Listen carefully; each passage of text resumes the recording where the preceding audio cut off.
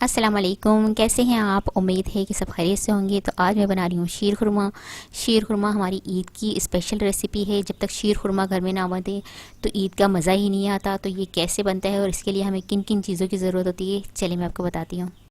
दूध लिया है मैंने 1 किलो, चीनी ली है 1 कप, ये साइज़ आप देख लीजिए इसी साइज़ की। खोपरा लिया है मैंने, कोकोनट लिया है 4 टेबल स्पून, घी लिया है मैंने 2 टेबल स्पून, बादाम लिए हैं मैंने 50 ग्राम, इसको बॉईल कर लिया था गर्म पानी में डालकर, फिर इसको 5 मिनट रखा था और इसके छिलका उतार कर इसको बारीक काट लिया है मैंने।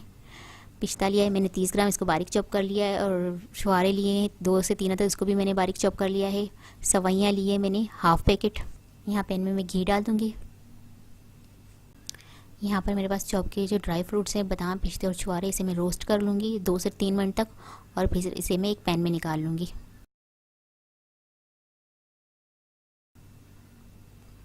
अब इसी घी के अंदर मैं सवैयाँ डालकर इसको भी रोस्ट कर लूँगी 2 से 3 मिनट तक।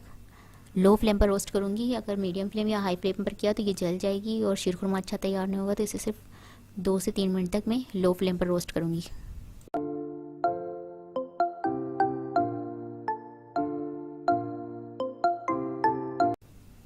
सवैयाँ हमारी रोस्ट हो गई थी, इसे मैंने डिश आउट कर लिया है। यहाँ पैन लिया है, इसमें मैं दूध गर्म करूँगी। दूध को मुझे 5 मिनट तक गर्म करना है। थोड़ा सा दूध गर्म हो जाए तो इसमें मैं चीनी डाल दूँगी।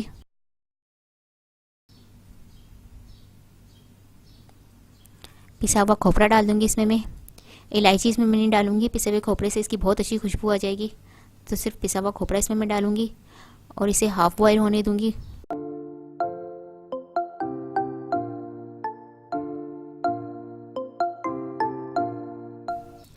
दूध हमारा थोड़ा सा गर्म हो गया, इसमें मैं सारी सवैयाँ डाल दूँगी और इसे अच्छी तरह से मिक्स कर लूँगी। यहाँ पर जो मैंने ड्राई फ्रूट रोस्ट किए थे वो इसमें डाल दूँगी और इसे अच्छी तरह से मिक्स कर लूँगी और इसे मैं पकने दूँगी मीडियम फ्लेम पर 10 मिनट तक। और इसी तरह चमचा हिलाती रहूँगी ताकि ये नीचे लग ना जाए। तो इसी तरह हमने चमचा हिलाते रहना है और इसे तैयार करते रहना है। तो शीर खुरमा हमारा इसी तरह से 10 मिनट के अंदर तैयार हो जाएगा।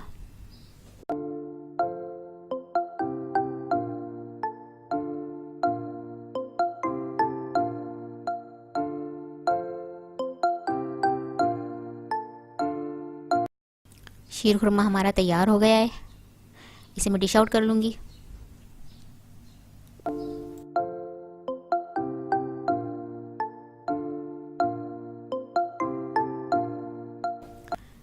ये देखिए शीर खुरमा हमारा तैयार है, इसे मैंने डिश आउट कर लिया है।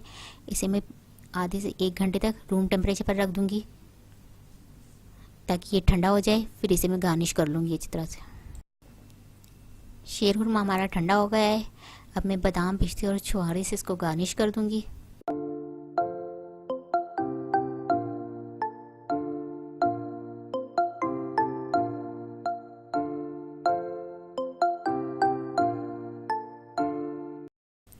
शीर खुरमा हमारा तैयार है। तो कैसी लगी आपको ये रेसिपी? अगर आपको ये रेसिपी पसंद आती है तो आप मुझे कमेंट्स में ज़रूर बताइएगा कि शीर खुरमे की रेसिपी आपको कैसी लगी।